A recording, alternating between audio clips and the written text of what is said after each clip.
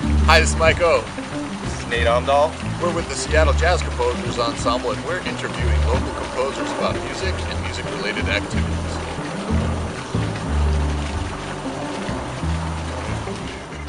So, hi Sam, how you doing? Samantha Boshnack. So, what do you do, Sam? You got a couple of groups, huh? And you write a lot of music for them. What do you got? The Boston Orchestra. You got Samantha Boshnack Quintet. Yep. Reptet. Yeah, Reptet not so much anymore, but yeah. Not so much anymore, and you're playing Picasso and in neither. Am I missing anything? No, that's pretty much does it. So you've been writing a lot, and you're going to be writing for us, and really stoked to be able to play your music and hopefully record your music for the second time for the second record. So how do you do music? How do you do music? Tell me how you do music. What's it all about? My composing process? Sure. So I compose through improvisation mostly. Kind of at the piano, sometimes with the trumpet, sometimes singing or things like that, and just recording that, and then taking that and then tuning it a lot so that it's, like kind of try to find a nugget of interestingness in an improvisation and then developing that out and hearing what I could hear that goes on top of that or below that or whatever, and kind of fleshing it out. So some of your work, especially the quintet I'm thinking of, can be programmatic, and you'll write kind of suites. I believe it was a suite about the eruption of Mount St. Helens. Right.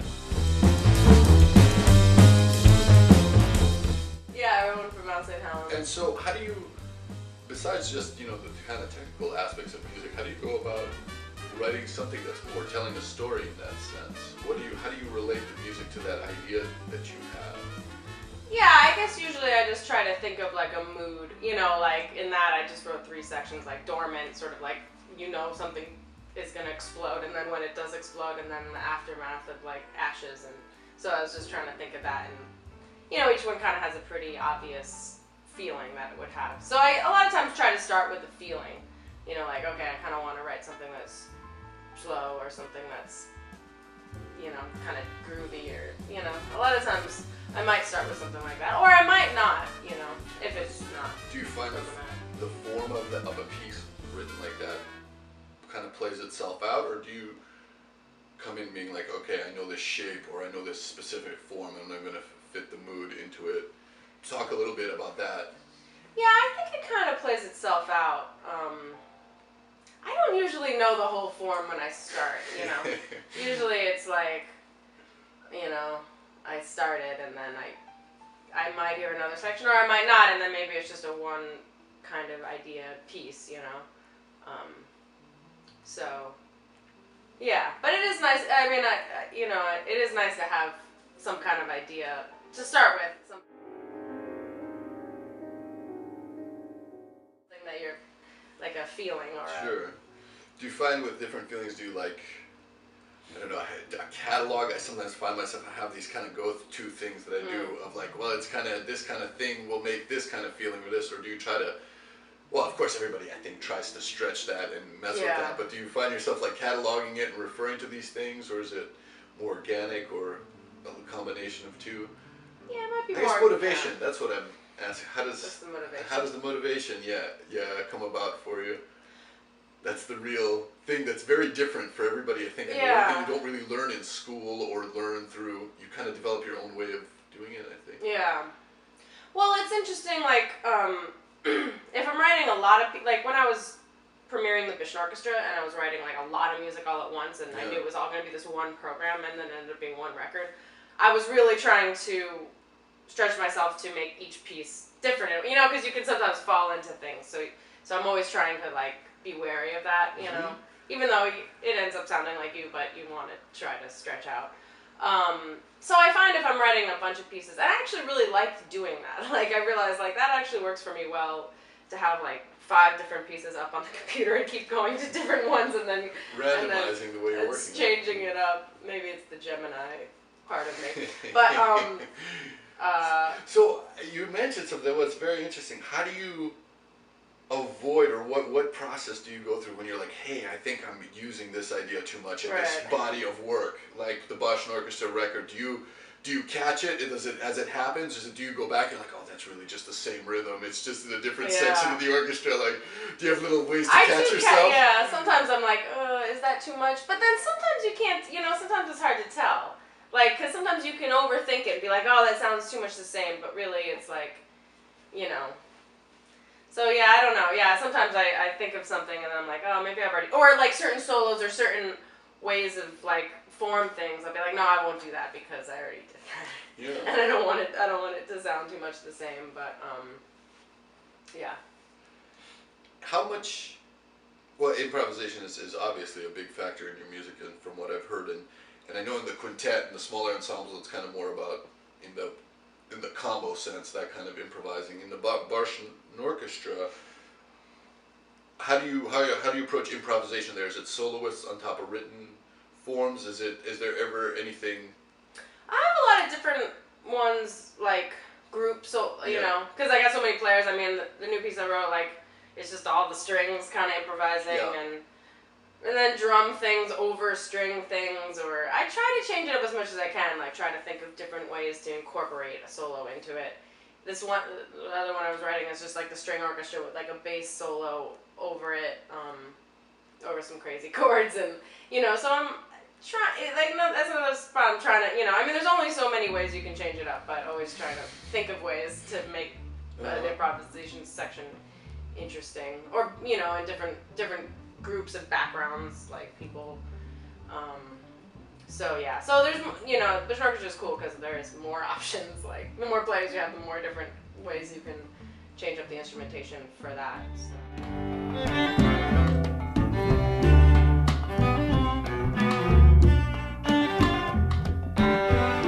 I guess basically asking, do you run into challenges when you're integrating improvisation with your through composed music? And if you do, what are they? Yeah, actually, it is something I run into.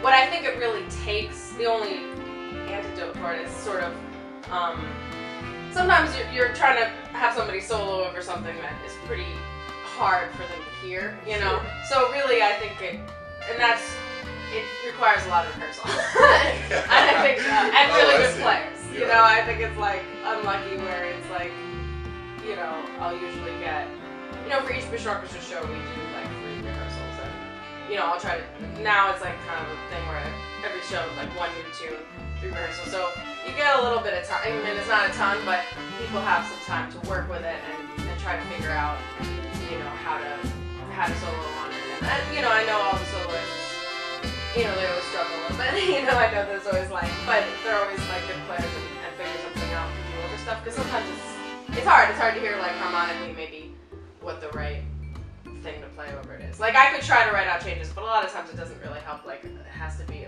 I think because it is improvisation based as opposed to harmonic. That's very interesting. So you don't provide them with sometimes I do. harmonic information. Sometimes I do, and then sometimes you don't. Sometimes I find it actually, like, I'll write something out, but they'll see it a different way. I feel like every improviser might see it a different way.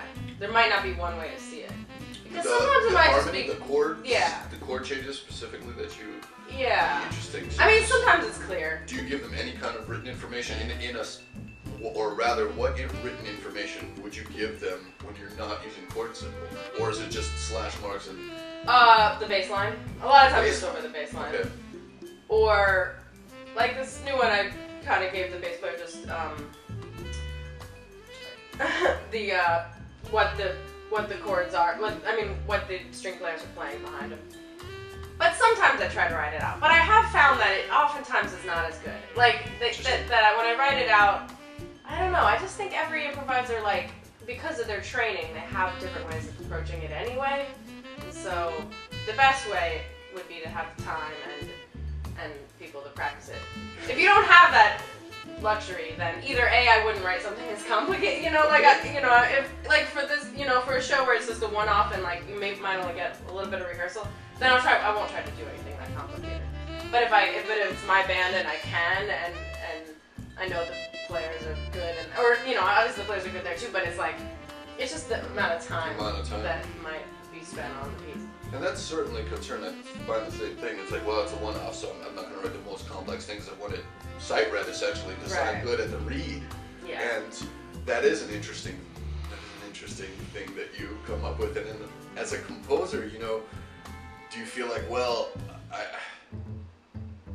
don't want to be limited by the time. I want to just be able to write and not have to think about, you know. I would, but it's like, it's tough. Yeah. I have been trying to think about like all the time not feeling limited no matter what you're writing. Is that the goal, or is it? Well, there's always going to be. I mean, I think if you're ever doing anything where, like, I know, like, I'm thinking about trying to write for, like, orchestra or something, and I know, like, that would be limiting. You have to rein yourself in, like, rhythmically, depending on what kind of players are going to play the music and how much time they're going to spend on it, and so you have to. I don't think, but yeah. But look, you know, maybe you would write something different, and that's kind of cool. Like, you know, depending on who you're writing for, you're going to write something different because of what you know the limitations are. So talk a little bit about how you select orchestration and players for your projects.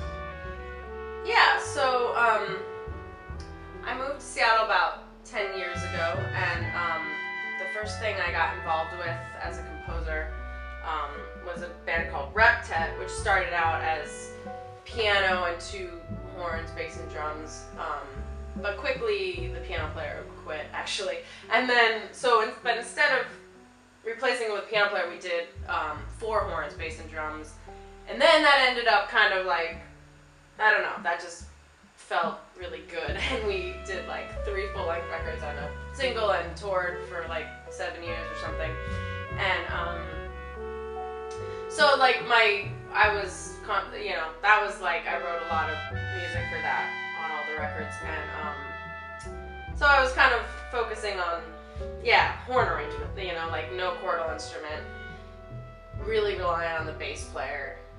So I kind of ended up doing a lot of bass, you know, kind of heavy into bass lines and trying to mix up stuff with horns. And actually it was a cool instrumentation because all the wind players played like, I don't know, a million different woodwind. I mean, we would have like an arsenal of horns on the stage and tuba along with trombone. So anyway, so it was a lot of fun. But so then when I wanted to start another group, and I started the Bishop Orchestra, actually it's kind of funny, I was thinking about it, like a lot of the instrumentation kind of came, I mean, I had some ideas and I changed a lot of them on who was going to be in it and what the instrumentation was. I just started writing, and then that dictated what. So the first piece I wrote, actually, which is the name of the record, Go to Orange, that first piece I wrote, I sort of based the instrumentation off what I wanted for that, which ended up being 2 cellos and 2 bass players. And then ended up with 2 violins, viola, and then 2 woodwind players, trumpet, French horn percussion, and drums. And so yeah, a lot of the players were players I'd played with, obviously, or played on their stuff, and just people I liked. And I did kind of bring in, there's some jazz players on the record, and there's some people who really would never call themselves jazz players at all. And so that was, fun. And I mean, I don't know, I guess, a lot of the players that were from the very beginning, and, it just kind of worked.